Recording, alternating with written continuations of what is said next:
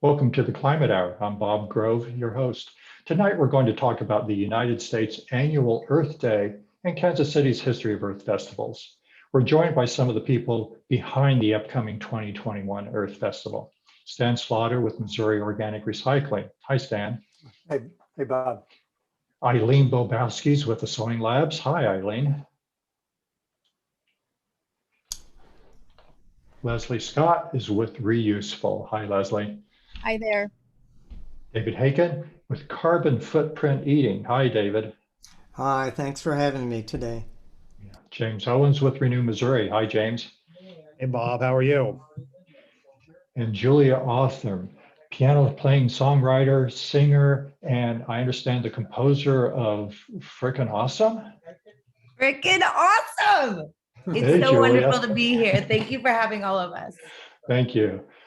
So about Earth Day. Earth Day began in 1969 when US Senator Gaylord Nelson proposed the idea of holding a nationwide environmental teach-in.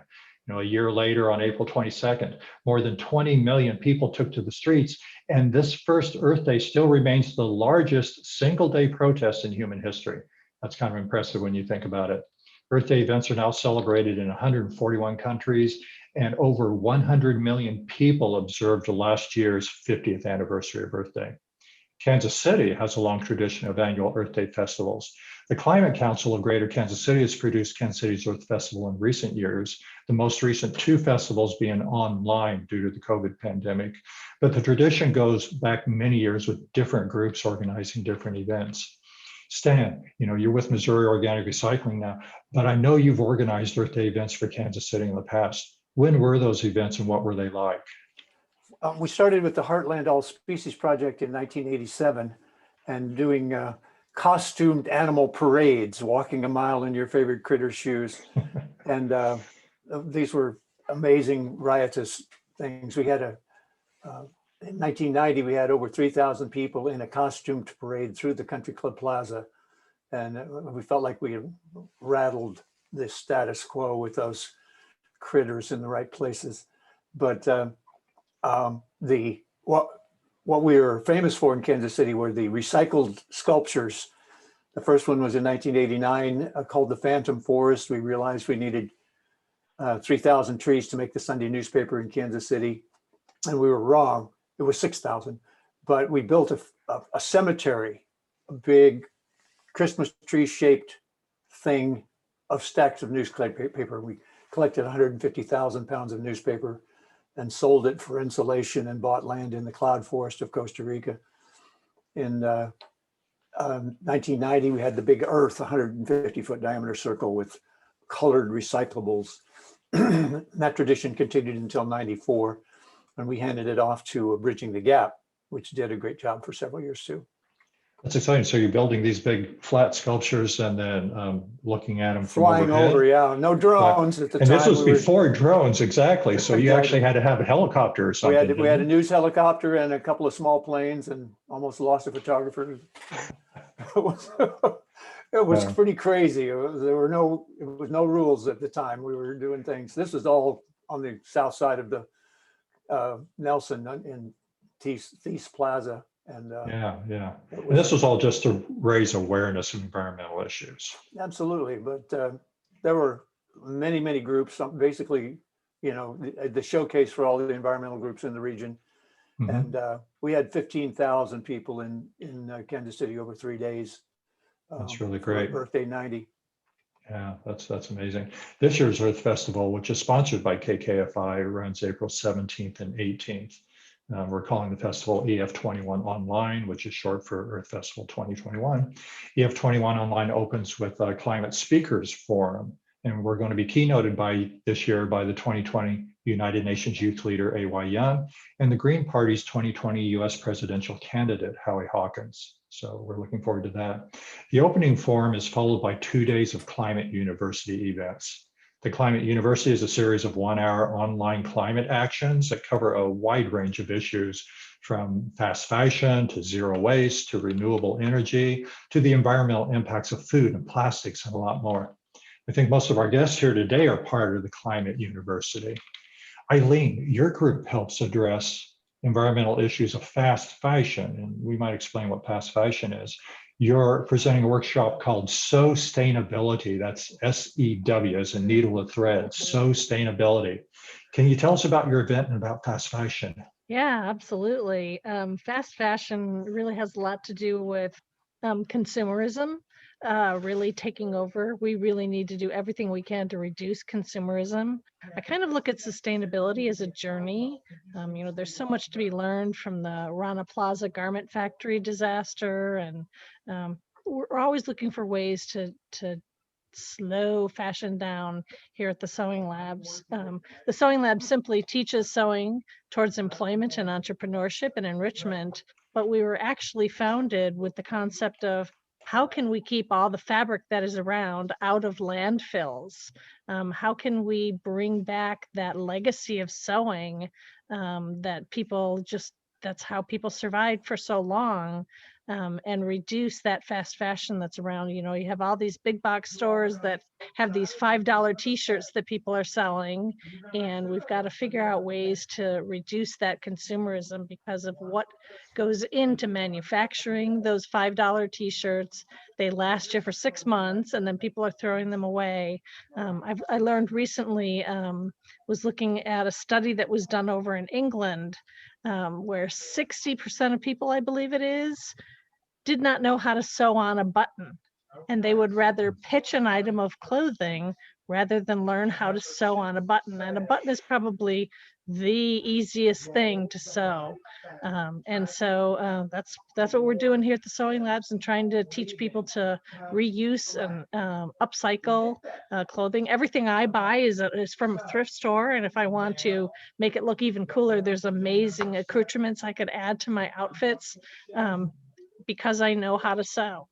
And so that's what we're all about. Stan. Yes, I just saw something. I was in Drawdown related. I may have been an actual Drawdown release about the incredible amount of energy synthetic fabrics take to make. It's a huge part of the real total that I was just aghast about. The nylon and the synthetic fabrics are just Yeah, when you think about the leisure suits of the 70s and all that polyester just, that's what they're finding with the microparticles. A lot of that comes from the polyester fabrics that exist. We're huge proponents of 100% cotton and organic fabrics, if you can use those. Actually did a KFI. We did a broadcast on fast fashion a few weeks ago, and Stan, like you, I was amazed at the energy, and those are given in millijoules, megajoules, millions of joules of energy, and the table is something like, if I remember this correctly, it's like 36 megajoules to produce a kilogram of steel. That's the steel that we build our skyscrapers with.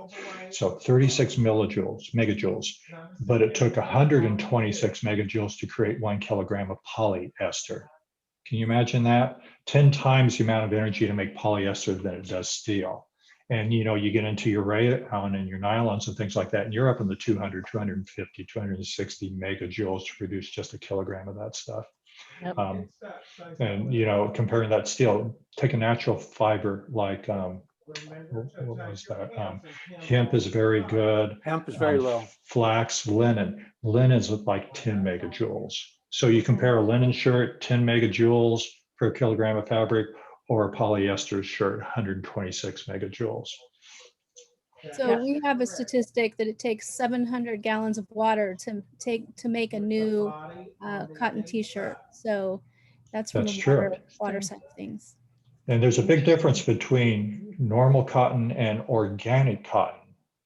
If you're doing the normal cotton, because there's so many fertilizers and pesticides and herbicides that have to go on those plants, that really increases the carbon footprint, because every time that tractor goes over the field, we're getting some really loud noise, Eileen. Every time we go over the field, that's really raising that carbon footprint. So fabric choice makes a lot of sense. When we're talking polyesters, and this is the fast fashion, I mean, the polyester drove the fast fashion industry, and polyester in the landfill is going to be there a couple 100 years.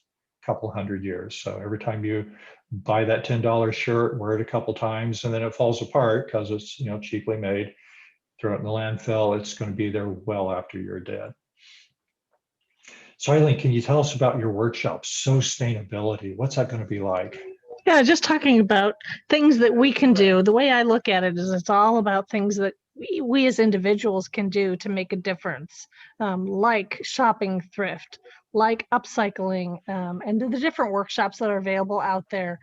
Here at the Sewing Labs, we actually just did an unpaper towel workshop.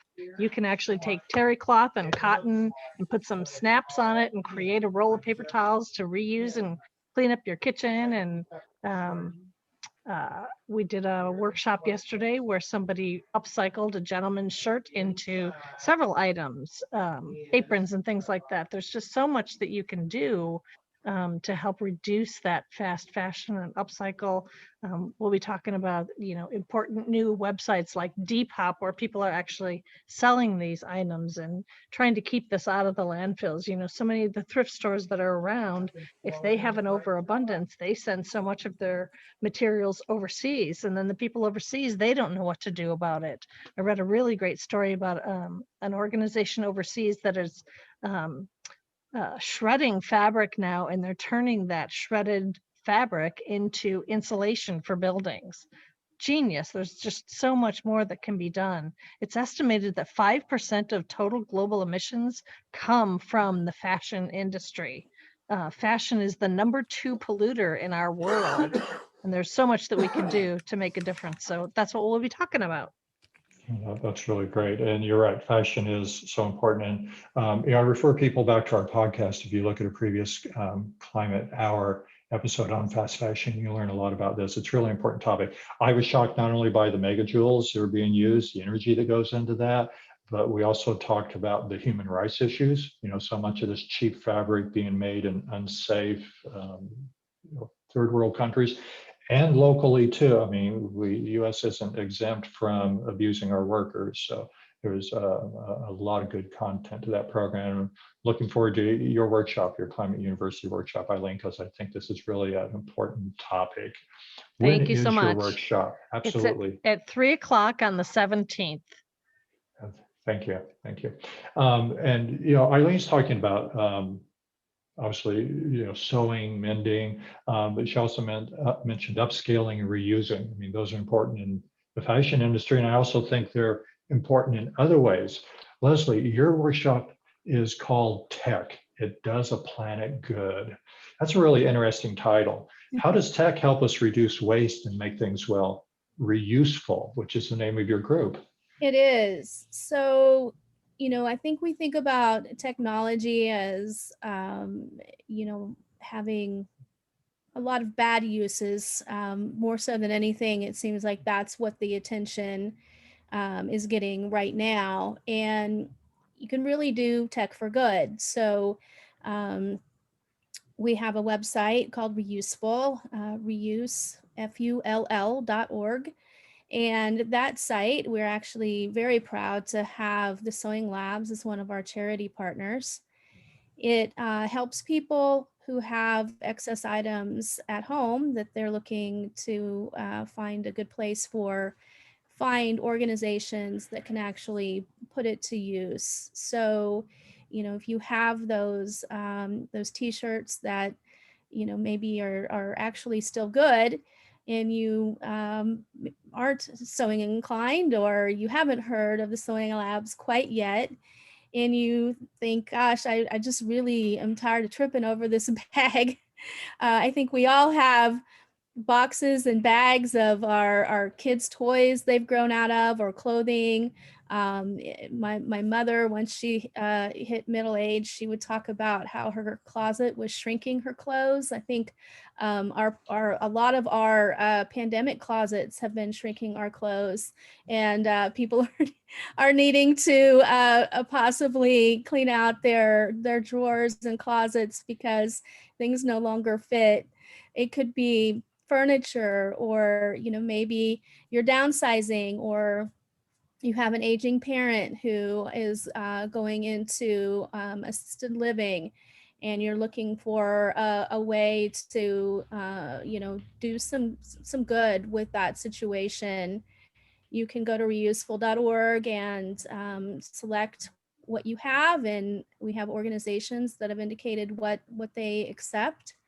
And you'll get a list of organizations that match your search criteria. And then we say, we're like Tinder, but we don't make the dinner date for you. So at that point, it's up to you to contact the organization and find out what their current needs are. Make sure they didn't just get a big pallet of t-shirts, and then make sure that you arrange for that donation directly with the organization. It's really important for people to be assessing the quality of what they're giving to, and ensuring that would I be okay giving this to a good friend or a family member, because sometimes nonprofits can be dumping grounds for things we no longer want. Those things could be stained or torn or broken. And, the people who nonprofits serve deserve as much dignity as everyone else. And so it's really important that we, be scrutinizing those items we have to give, and making sure that, they're of high quality. And the reason I wanted to do this workshop was because I had this idea, like, gosh, 10 years ago or better. And, I was a technical writer for about 8.5 years. I've been in some IT shops, but frankly, I had no idea, what to do, how to do it from the technical side of things. And I was really fortunate enough to be connected with Code for KC. And Code for KC is a code brigade of an organization called Code for America. They're in the San Francisco area. And we have these brigades all over the country, which are groups of tech and non-tech folks like me, who come together to do these projects for good. So we hack for good. And so this workshop really is going to be about looking at some of the projects that are environmentally related, and giving more detail about my project, and then another Code for KC environmentally related project that the Metropolitan Energy Center has with Code for KC as well. And just helping the attendees understand, how to engage with Code for KC, how to present, a potential project that they may have in mind, and just learn more about that resource. And so we're really excited to be engaging with the EF21 attendees on that topic. Sounds like a great workshop. I like the whole concept of tech for good. So I'm looking forward to that. And you mentioned something about being kind to our nonprofits. I mean, some of the stats I've seen where, all the things we donate thinking that we're doing good, we're recycling, yet 98% of all the things we donate end up in a landfill anyway, because they can't be sold. I mean, a nonprofit's there to receive these things and find a new home, but so much of what we donate or try to recycle is simply, not donatable, or, nobody's going to buy it. So it ends up in a landfill anyway. Well, I mean, and that might be true as it relates to, donating to a thrift store that might get just inundated and they only have so much space. But when you're using a tool like Re.Use.Full, what you'll find is organizations that will put your donations to direct use with the clients they serve. And so, you may have, an organization that is serving people experiencing homelessness. And so, they are going to need, clothes, or you may have an organization serving, a survivor of domestic violence who left in the middle of the night with only the clothes on their back. So there are opportunities to make sure that your items are going to actually go to someone who is in need. and not end up in a landfill. And that's really, you know, a lot of what we're trying to do with our platform. Well, I think that's what's unique about your platform is it's not just a shotgun. You're actually qualifying the donations and finding a home for them instead of just, you know, dumping them at the door of the thrift. Are there other groups around the country doing what you're doing, or is this unique? It's fairly unique. I haven't found a lot of sites that are like this. There are some that, you know, will focus on volunteering, cash donations.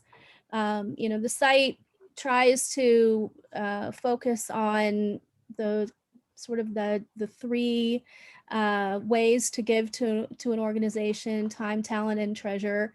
So we also allow people to post their organizations will post their links to donate cash and also volunteer. So, you know, somebody may find an organization that maybe it's not a good fit for the items they have, but they're really inspired by their mission and decide to reach out and sign up to volunteer. So, you know, with us doing those three opportunities to give, as well as, you know, give them space for their Amazon wish list, which I know is not super climate friendly, but when it comes to a way to provide new items, which can be especially important right now to help with, you know, cleaning supplies and things like that, their budgets have really increased. There's those opportunities as well. So as far as something that's doing all those, serving all those purposes, I'm not aware of one. That's really great what you're doing here, and, you know, being successful here. I think that becomes a role model for other cities, other areas that want to expand into this kind of program. We So certainly hope to expand soon. So if there's anybody listening who's a champion in their metro, you know, even close by, Lawrence or Topeka, we'd love to talk. very good. So tech, it And does the planet good. When is your workshop? When is your it is event? April 17th at 4 p.m. And I just wanted to do one quick clarification and say our site is free for everyone to use. Absolutely. Well, thank you, Leslie. So James, Renew Missouri, I mean, you're focused on renewable energy options. I mean, when we think about the environment, renewable energy is kind of like a major item. Your event's titled Renewable Energy Programs and Incentives. That sounds like a really useful workshop for anybody wanting to plug into renewables. Can you tell us more about your workshop and Renew Missouri? Sure. Yeah. Just a quick note about Renew Missouri. We are a 501c3 based out of Columbia, but we do have offices in Kansas City. So we do have a full-time staff member in Kansas City. He will be moving back to Columbia. So if anyone knows someone looking to looking for a position, let me know. Little job application here. Yeah, might as well throw that out there. Yeah, we mainly work on renewable energy and energy efficiency opportunities and policy in Missouri. We're doing a little bit of work in Kansas as well these days, but our focus is, you know, working in front of regulators in Jefferson City that oversee how, you know, companies like Evergy are ran, where they get their energy made, how they transmit it to your home, you know, some of the technology that can make it more efficient to be distributed to your home or business. We work on all of those filings. We appear before those bodies. We work with Independence Power and Light, which is a municipal utility. And we're always working with member owners of rural electric cooperatives. So if you're like, say, Platte Clay Rural Electric Cooperative, we're always looking for people who can run for those positions and have an impact that way on the decisions of those utilities. When we talk about incentives and opportunities for renewables, you know, I think it's really important for us to remind folks that you do have a little more power and control over how you get your energy than I think it seems. You know, whenever you walk into a room, you flip on a light switch, it comes on or it doesn't. And so that's, you know, the main concern that you have. But, you know, when you look at Evergy service territory, you look at the fact that, let's say they are in the process of trying to get people to subscribe to a program where, I mean, you do have to pay a little extra every month, but you can get all of your power exclusively from solar. They're very close to getting that fully subscribed. When it's fully subscribed, they will be building a 5 megawatt solar facility near Kansas City. It's a good first step to seeing them move a lot of their power source to solar. So that's something that you can go to Evergy's website and learn a little bit about. But more importantly, you know, one of the things that we're most proud of is the extensive amount of money that Evergy has invested into energy efficiency, free products and programs, rebates for things to put in your apartment, your home, thermostats, insulation, new equipment, new appliances, all of these things that can help manage how much power you use. Because, you know, ultimately, whether you're, you know, no matter where you're getting your power source from, it makes the most sense to try to reduce the amount of power you have to use. And right now, Missouri has, at least on the Missouri side, has very good laws allowing utilities to invest in that. Kansas has the same laws, but they've run into some regulatory problems over there. So we don't see as many benefits on the Kansas side, but we do see a lot of opportunity for you to weatherize your home, update your home, and to do that in a really cost-effective way that not only saves on the amount of energy you use, but also on how much you spend every month. So that's really important. And that's, I think, what we want to talk about at our session. Are you finding that these renewable options, I mean, you say it costs a little bit more for Evergy's solar tariff. Are you finding renewable energy is moving closer to par with traditional fossil fuel? What about the big plants and things like that? Oh, I think right now you look at solar and wind, it is cheaper to produce that as opposed to power that comes from a coal source or natural gas. It's just that Evergy is trying to take advantage of your altruism by saying like, well, we want to build all this solar and we think solar is important, but we want to make sure a certain amount of people are subscribed to this and we want them to pay a little extra that justifies us building this. The reality is, if you look at the true cost of producing power, which is to say you've got to factor in how much it costs to operate and maintain a facility like a coal plant, it is so much cheaper to produce solar and wind as opposed to using traditional forms of fossil fuel. That's where we are right now as a country. So it actually is cheaper. It's just, you know, people wanting to protect their existing infrastructure and move slowly on these things. Yeah, we have a lot of coal plants that are still needing to be retired. We're working with the utility companies. We're working with a lot of groups to try to get those plants to be shut down early because I think that they are proving to be costly for the utility company to continue managing them. But they also have a lot of debt and depreciation in those plants, and so we're trying to help make that less of a liability for them. We're pursuing legislation on that in Jefferson City and in Topeka right now. And so, but in the meantime, you know, they're trying to build up this solar and trying to, you know, sell it at a premium. To justify. James, is there a name for that kind of legislation that ameliorates the cost of that? What's the title? The concept is called securitization. It basically allows the utilities to convert the debt and the depreciation in those plants to convert them into a bond or security and sell those on the market. That way that it's a cost neutral approach to shutting those down. There are similar bills in Kansas and Missouri. This is, I think, adopted in about 24 other states. Missouri and Kansas, I don't know if we're going to get over the finish line this year, but we're very close. And I think, you know, if you want to follow it, like, let's say in Missouri, Senate Bill 202 is the bill that I think is probably going to be the one that gets the closest to the governor's desk. So your workshop, I mean, incentives, rebates, whatever, that primarily focused at the homeowner, or is it also valuable to business owners? Yeah, a lot of what we've just talked about with energy efficiency and the community solar program that Evergy is offering is for small businesses as well as residential customers. There are opportunities for larger businesses. There are programs out there where, like, let's say you're a small factory, you want to get all of your power from renewables. You have what's called a green tariff.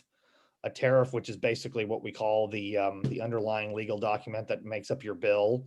That would allow you to buy wind power directly from the utility. We don't do that for solar right now. There's not enough solar in Evergy's service territory to justify that, but there's a lot of wind.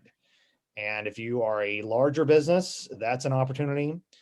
They also will work directly with the people that help you with your operations to kind of control your demand, control like when. I mean, they offer special opportunities for energy efficiency, demand side programs.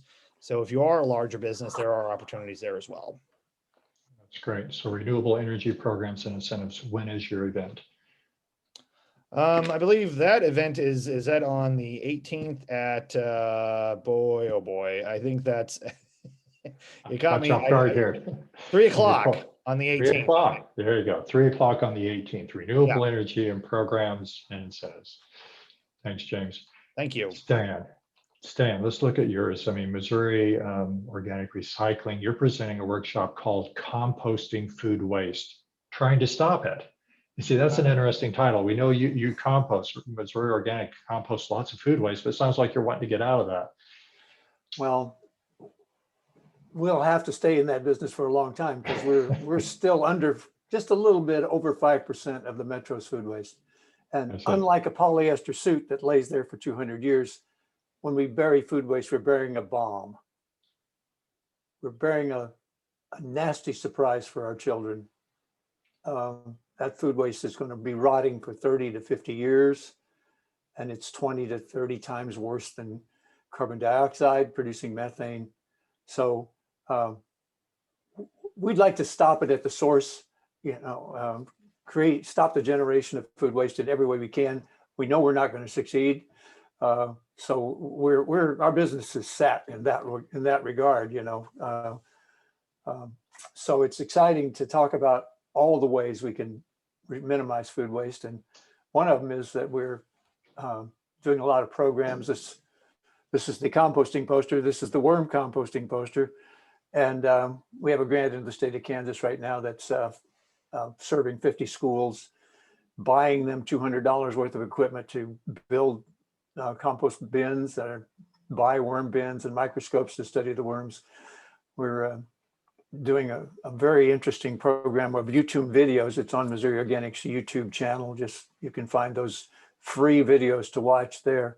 So we'd like to get ourselves completely out of the business, but it's a little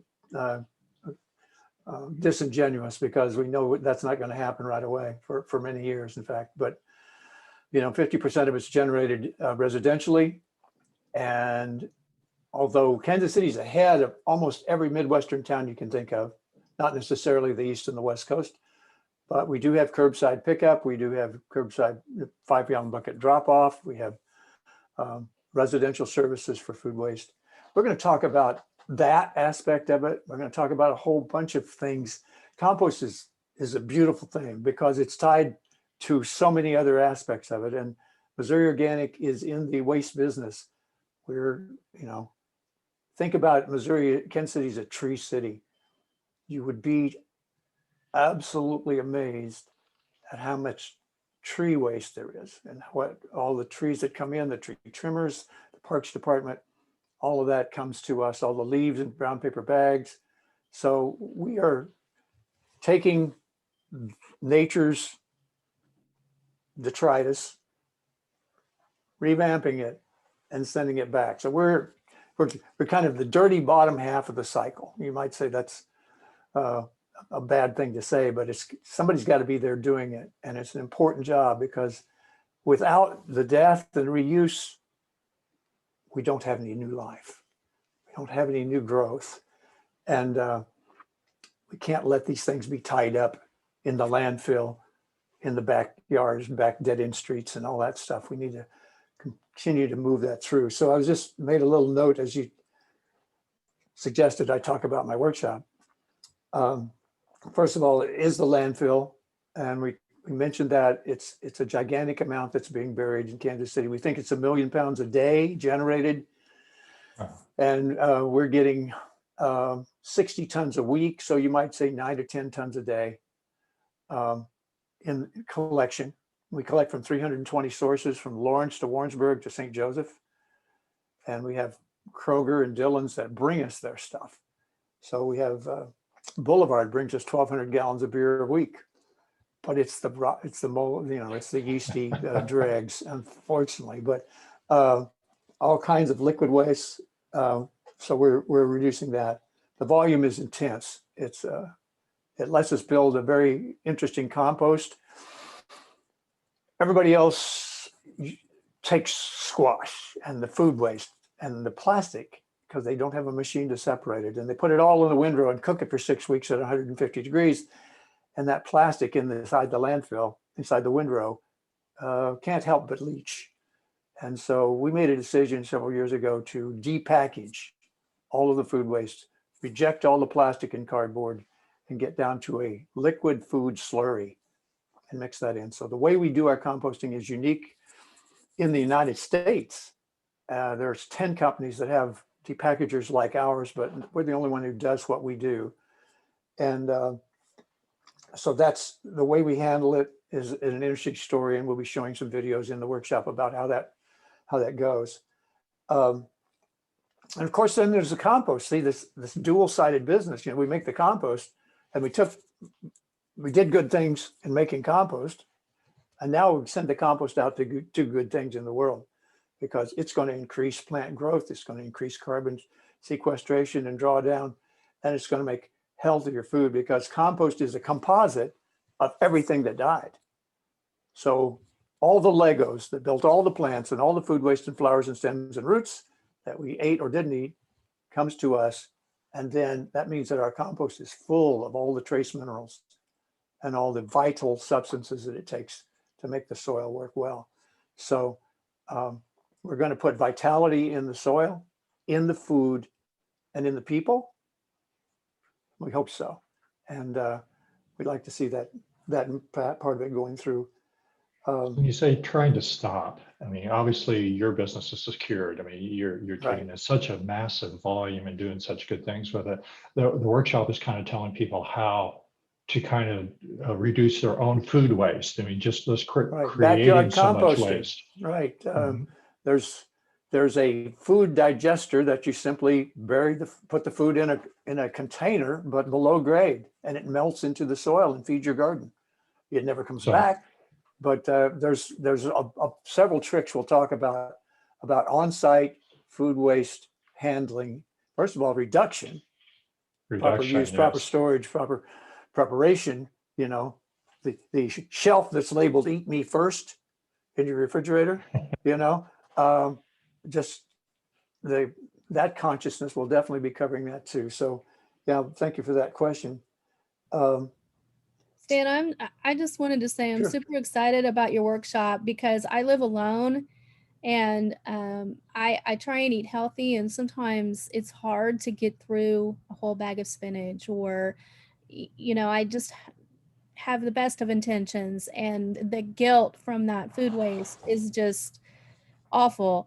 And so I've been doing curbside compost collection for about 6 months now, and I love it. I love being able to just dump it in the bucket and put the lid on and forget about it, and still do my best, of course, but it really is quite a relief.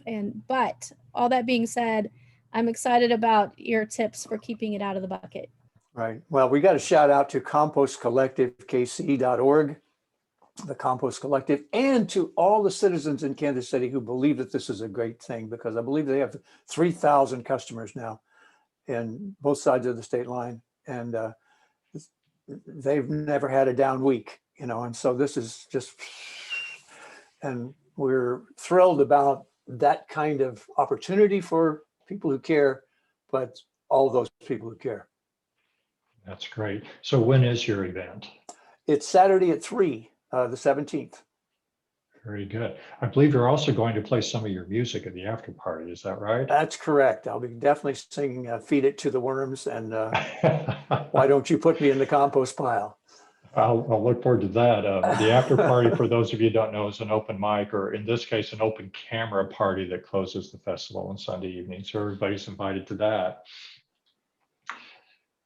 David, moving on to talking about composting, but talking about reducing food waste, there's a lot of things there. The name of your group and the title of your event is the same, Carbon Footprint Eating. Tell us about your event and how those go together. Well, most people are starting to, especially if they care about the climate crisis, are really starting to learn that the standard American meat-based diet is not good for the planet. And we still have a long way to go to have people go to a plant-based diet. And when Project Drawdown looked at the impact of all the different climate solutions, a plant-based diet ended up in the top 10.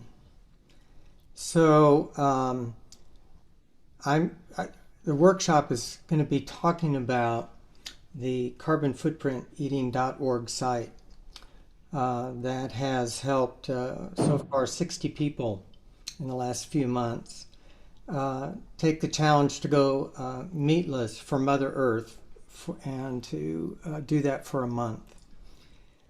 And there's a whole lot of tips on how to reduce your carbon footprint by what you eat and what you buy. But I wanted to talk today a little bit about how I got started on this crazy project, because I was traveling as a musician in 2019 and becoming aware of the need for a plant-based diet. I just started seeing if I could travel and be on the highway and in hotels and motels and conferences and still not eat meat. And as I figured out how to do that, I kept talking to people that were concerned about the climate but could not see a pathway to change from eating meat. And early 2020, I began to get serious about combining plant protein. And after a month or two of that, I was so surprised at how much better I felt. At that same time, I read a book by Kate Geoghegan called Go Green, Get Lean, which was very crafty because it did very well as a diet book. But she basically laid out all of the carbon impact of the food we eat, and not just reducing meat to a more plant-based diet, but looking at how much packaging goes into it and processing and whether it's coming from across the planet. And so in 2020, I realized people were doing a lot more cooking at home because they were stuck and they had more time. They were baking.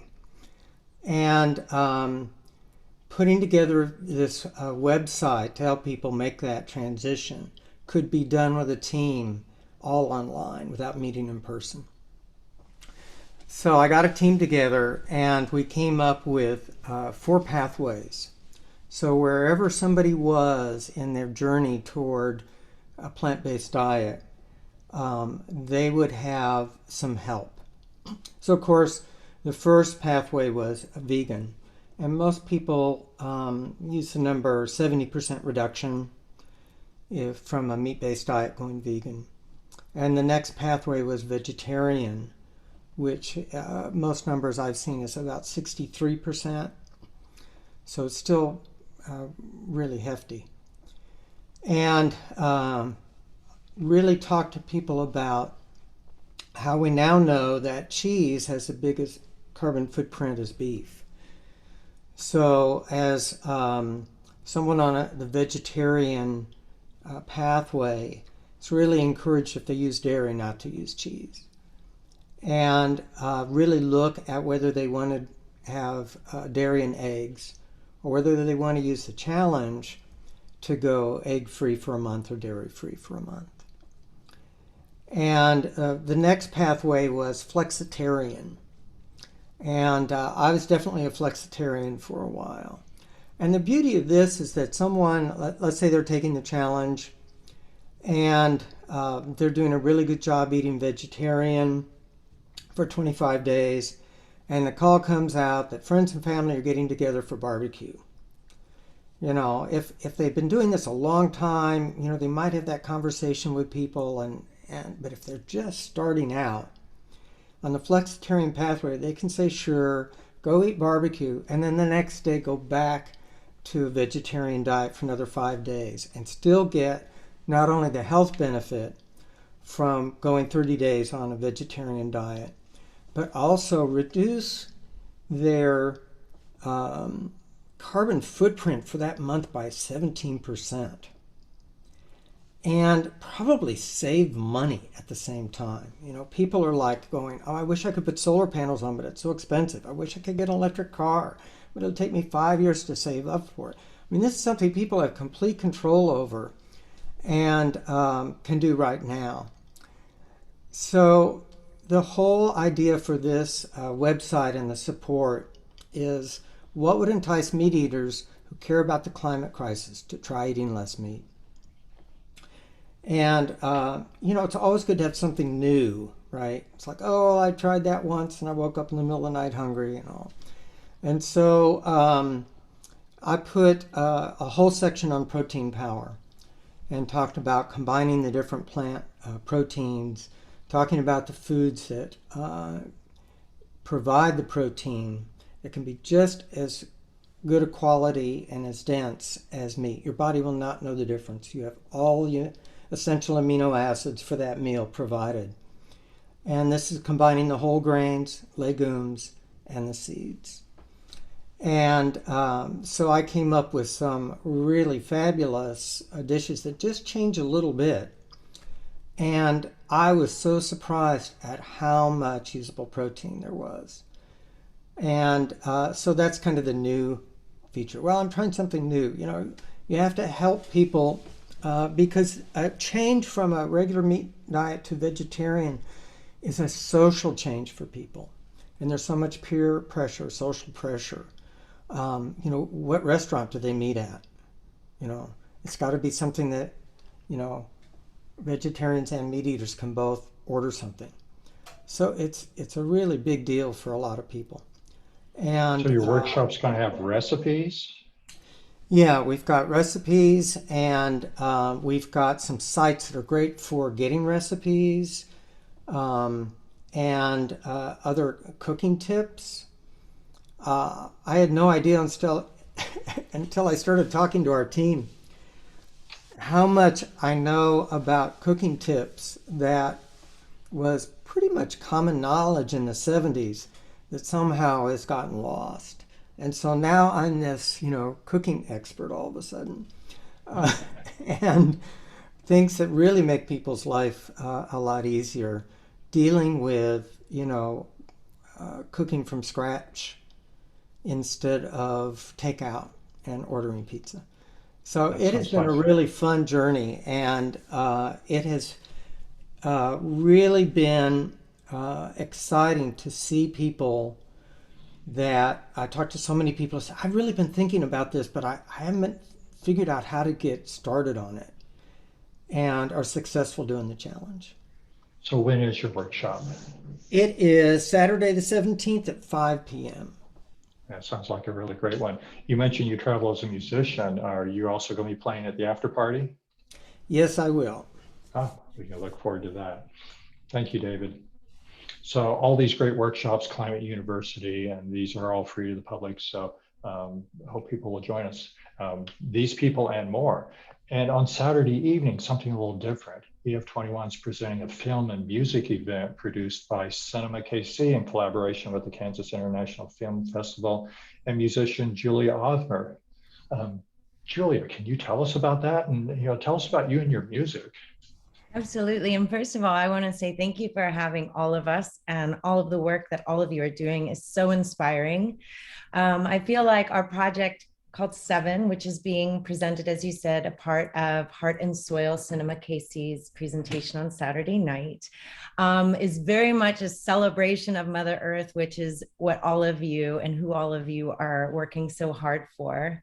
I'm a piano playing singer-songwriter, and as the pandemic hit, I, like so many other musicians, switched to live streaming. We also were looking for a community by presenting concerts on our front lawn for our neighbors, socially distanced, of course. And my collaborative partner, James Lundy, and I kept asking this question of how can we, especially in this time of social distance, how can we be exploring the world and creating connections and kind of come closer together? So we started making phone calls and emails out to the farthest reaches of the world, called friends all over the world, and we found 7 hosts a host on each of the continents. And we asked them to be a host for a 1-song concert. We asked them to film an environmental space that's really important to them, sacred to them, whether it was their back garden or a beautiful park, and send us that footage. And then together with that host, we have curated and discovered a song that was important to them, was important to the earth itself, was important to their community. And so through the magic of blue screen technology, I will be playing this song that we've chosen together to celebrate Mother Earth and the community within this environment that they're sending to us. So the film will be premiered and really workshopped on Saturday night, April 17th at 7 o'clock. And I also want to say, we know we're not going to get this project right. 1 song per continent, 1 location per continent. Of course, it's not going to be comprehensive, but we think what's important is to start having that conversation and engage with one another, learn more about each other, learn more about the earth and all of its beautiful magnificence and all of this incredible diversity on our planet. So 7 is an attempt to celebrate all of that and engage in conversation, and hopefully that conversation will continue to expand and expand. It's very cool, all these different continents, environment, and that music, absolutely. I am singing in languages I've never sung in before, which is a whole nother thrill as well. And just the journey itself, it's been a very, very intuitive process. And I'm just so thrilled to be learning more about this amazing world we live in and connect with more people who are so dramatically moved by Mother Earth herself. Wow. You said earlier you're from LA, you just recently moved to the Kansas City area? I grew up in Kansas City, so I like to say that Kansas City is my hometown, my heart town. And while I have lived in many other places for quite a while, it feels really good to be back. Oh, well, welcome back. Thank so you. 7 songs at 7 p.m. basically. And I know Kansas International Film Festival and CinemaKC, they're also working to bring together some panelists and musicians, maybe some of the filmmakers. So they'll be there live to talk to the audience, talk to the webinar people. What also we'd like to do is open up. We're going to have a question and answer after our presentation, and we'd love for the community to be able to dialogue with us on what worked, what didn't work for them, what else they'd like to see. I think that kind of a conversation locally is just as important, if not more important, than an international one. Absolutely. That sounds exciting, both the performance and then that opportunity to collaborate with the artist and help direct something down the road, something in the future, help it evolve. It's definitely a work in process at the moment, but that's the exciting part. Mm-hmm. Well, thank you. So 7 p.m. on Saturday, the 17th. I want to thank all of our guests for joining us tonight. You can find details about each of these EF21 events on the Climate Council of Greater Kansas City's website. And that's www.climategkc.org. EF21 Online runs April 17th and 18th and is co-sponsored by KKFI 90.1 FM, Kansas City Community Radio. Details again at www.climategkc.org. Thank you for listening. This has been the Climate Hour. I'm your host, Bob Grove.